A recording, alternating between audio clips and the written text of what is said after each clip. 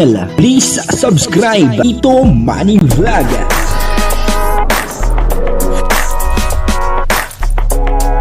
Payagan po si Tito Manny Vlog na mag-reactor para pambiling gamot sa kanya pong karamdaman. Wala man siyang records ng ng awayan.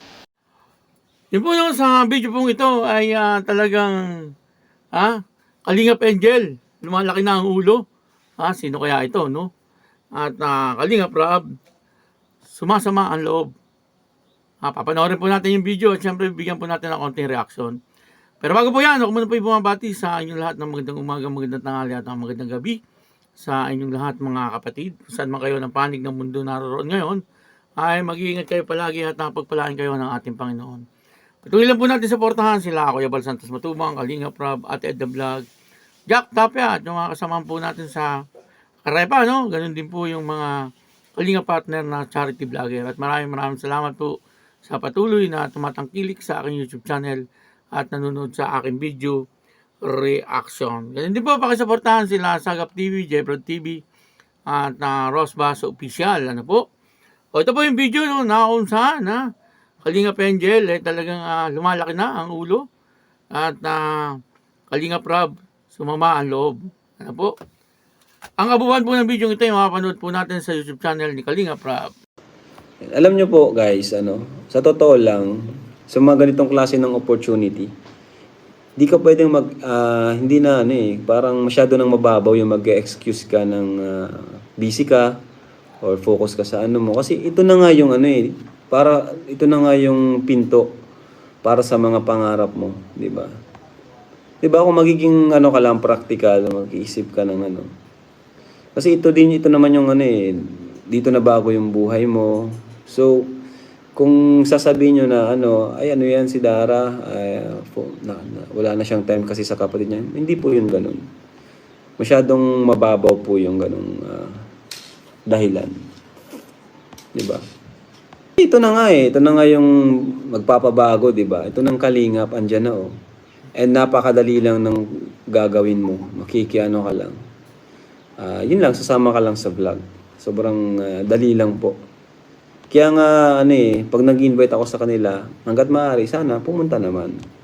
'Di ba? Kasi ito naman yung ito yung nagpapaaral sa kanila, itong channel natin. Ito yung nagbibigay sa kanila ng pambayad ng renta, gamit. Dahil ito yung nagpapakilala sa kanila sa mga sponsor.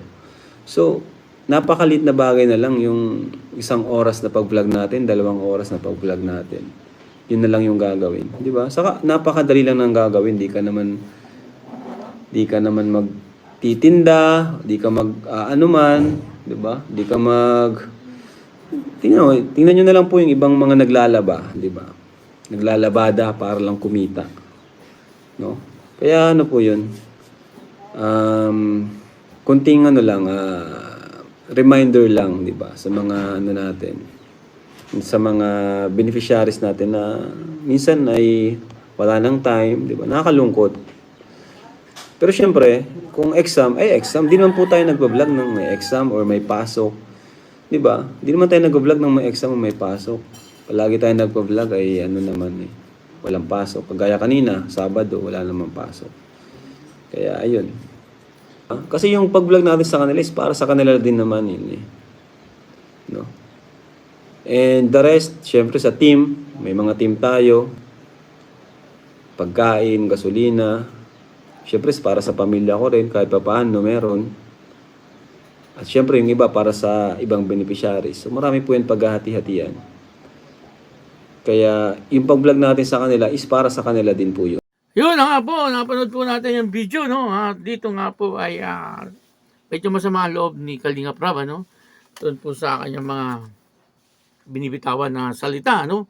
Ang tinutukoy niya po siguro rito ay isa sa mga Kalingap Angel, o hindi ko po alam kung sino doon, kasi wala naman po siyang binanggit na pangalan, At sabi nga po ni Kalingap Rob ay sana naman kapag bigyan po nila din ng oras, po yung pagbablog, Kasi siyempre nga naman ay doon po sila kumukuha ng pambayad sa eskwelahan nila, Sa channel ni Kalinga Prab, ano. Kaya karapat-dapat din lang na kapag sila ay iba-vlog, ay sumipot naman po. Ano po, kasi siyempre, napakalaking bagay po noon, ano. Kumbaga, tama po yung sabi ni Kalinga Prab, ano. Kapag kasi na iba-vlog po ng Kalinga, ay talagang dumarating po yung mga blessing. Ano? Totoo po yun, ano. Di po ba pagka naabot na ng blessing ang mga angel, napakarami. Ano, talagang iba't iba, galing sa iba't ibang sponsor, bukod pa yung binibigay ni Kalinga Prab, ano. Kaya sana, bigyan nila ng oras, ano, yung gagawing vlog para din naman po yung sa ikabubuti nila. Kasi kung di naman po sila may vlog, ay wala po, no. Kumbaga, walang makakapanood. Yung mga tao na bukas din yung kanilang mga damdamin sa pagbibigay, ay hindi naman po sila makapanood, ano. Kaya kailangan siyempre i-vlog din po sila, ano. At sana bigyan po nila ng oras, ano. Minsan daw po kasi ay hindi sumisipot, ano. Yun ang pagkakasabi ni Kalinga Prab, ano. Parang hindi sumisipot, ano po. At ang isa pa po rito, hindi naman daw po nagba-vlog si Kalinga Prab kapag sila ay mayroong exam or mayroong pasok, ano, kapag Saturday or Sunday lang siya nagba-vlog siguro pag wala pong exam o kaya kung walang pasok, ano po. Ganoon, kumbaga, naintindihan naman ni Kalinga Prab, ano, na sila ay busy sa kanilang mga pag-aaral, ano. Pero sana naman ay bigyan din po nila ng oras, ano po, yung pagba-vlog. Kasi siyempre paano po kung wala silang views? Paano na ang kanilang mga tuition, ano? Alam naman po natin lahat na isang vlogger ay nagkakaroon po ng revenue kapag malaki ang views. Ano po, paano kung hindi maipa-vlog? Hindi automatic wala po silang views.